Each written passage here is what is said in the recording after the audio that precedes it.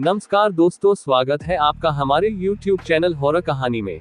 दोस्तों, आज की कहानी शुरू करने से पहले अगर आप तक यहाँ वीडियो पहुँच गई है तो प्लीज चैनल को जरूर सब्सक्राइब करें। आपके सब्सक्राइब करने से हमें मोटिवेशन मिलता है और नई नई हॉरर कहानी वाली वीडियो बनाने में अच्छा लगता है। तो दोस्तों, आज की कहानी होगी चुड़ैल का बदला। एक बहुत ही खूबसूरत गांव था जिसका नाम था बीरंगा। यहाँ सभी लोग बहुत खुशी खुशी से रहा करते थे। गांव में सभी कुछ अच्छा चल रहा था और इसी बीच अमेरिका से एक फैमिली अपने पुश्तैनी घर में रहने आती है। उस परिवार में पति पत्नी और उनका छोटा सा बेटा थे जो अपने हवेली में रहने आए थे। सभी के आते ही गांव वालों में खुशी की लहर दौड़ पड़ी, क्योंकि यह फैमिली कोई और नहीं बल्कि इसी गांव में रहने वाले एक पुराने जमींदार की थी और गांव वाले उनकी बहुत इज्जत करते थे। सब कुछ ठीक चल रहा था, लेकिन अचानक एक दिन इस परिवार के बच्चे की तबीयत अचानक बिगड़ने लगती है।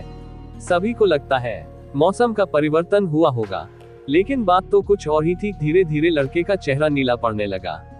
आनन फानन में परिवार ने डॉक्टर को बुलाया और डॉक्टर को भी कुछ समझ नहीं आया तो उसने पास में ही बने एक हॉस्पिटल में उन्हें स्वास्थ्य परीक्षण के लिए आमंत्रित किया, ताकि बच्चे की बीमारी का पता लगाया जा सके। परिवार ने डॉक्टर की सलाह अनुसार हॉस्पिटल जाना जरूरी समझा। सारे परीक्षण होने के बाद भी कुछ नहीं हासिल हुआ।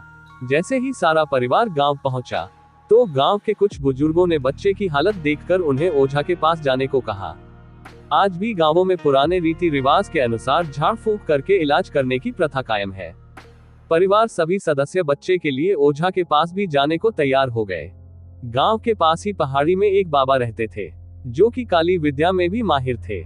जैसे ही उनके आश्रम की सीढ़ियों में वह बच्चा अपने परिवार के साथ पहुंचा तो ओझा जोर जोर से चिल्लाने लगे, तू क्यों आई है? इतने बरसों के बाद भी तेरा बदला शांत नहीं हुआ। ये सब सुनकर बच्चे के माता पिता और गांव वाले दहशत में आ गए। उन्हें समझ नहीं आया कि बाबा को इतना क्रोध क्यों आ रहा है, जबकि उन्हें अभी तक कोई बात बताई नहीं गई। लेकिन बाबा तो काली माया में पारंगत थे, इस वजह से उन्हें रूहानी ताकतों को पहचानना आता था। सभी लोगों ने आश्रम में प्रवेश किया, लेकिन बाबा ने केवल उस बच्चे को पास आने को कहा। बच्चे की हालत बहुत ही खराब थी। उसकी आंखें लाल हो चुकी थी, उसका शरीर नीला दिखाई पड़ रहा था और उसके शरीर का तापमान आम बुखार से कहीं ज्यादा था। ओझा ने विभूति उठाकर के बच्चे के मुंह पर फेंका। बच्चा जमीन पर लेट गया और जोर जोर से हाथ पैर हिलाने लगा।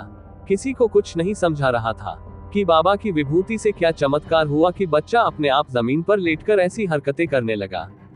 तभी अचानक बच्चा अपने पैर की उंगलियों के बल खड़ा हो जाता है और बहुत ही खूंखार औरत की आवाज में ओझा को उसके पुराने नाम से बुलाया, अरे वो प्रेमनाथ, मैं तुझे नष्ट कर दूंगी। लड़के का ऐसा स्वर सुनकर उसके माँ बाप घबरा गए। लड़के को इस अवस्था में देखकर उन्हें कुछ समझ नहीं आ रहा था कि ऐसा क्यों हो रहा है। तभी ओझा ने एक मंत्र पढ़कर बच्चे को अपने काबू में किया। सारे गांव वाले ओझा से पूछने लग, बाबा ये सब क्या है? ये बच्चा ऐसा क्यों कर रहा है? तभी ओझा ने बताया कि इसके अंदर कोई चुड़ैल आ चुकी है, जो कि आज 70 साल पहले चोरी के आरोप में जिंदा जला दी गई थी। उसे ऐसी सजा देने वाले कोई और नहीं बल्कि इसी बच्चे के दादाजी थे और वह चुड़ैल अपना बदला लेने इसलिए आई है क्योंकि वह गर्भवती अवस्था में जिंदा जली थी और उसके कोख में पल रहा मासूम बच्चा भी जल गया। इसी वजह से वह उस वंश बच्चे को भी दर्दनाक मौत देना चाहती है ताकि उसका बदला पूरा हो सके। ये सारी कहानी जानने के बाद उसके परिवार वाले ओझा के सामने गिड़गिड़ाने लगे और अपने बच्चे की जान की भीख मांगने लगे। तभी ओझा ने अपनी घोर तपस्वी शक्ति से मंत्रों के उच्चारण के साथ उस चुड़ैल को मासूम बच्चे से बाहर निकाल दिया और कुछ ही क्षणों में बच्चा सामान्य हालत में आने लगा। सब कुछ हमेशा के लिए ठीक हो गया।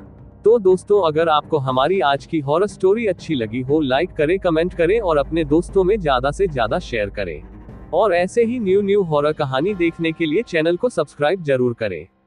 मिलते हैं दोस्तों न्यू हॉरर कहानी के साथ। तब तक अपना ख्याल रखें। धन्यवाद।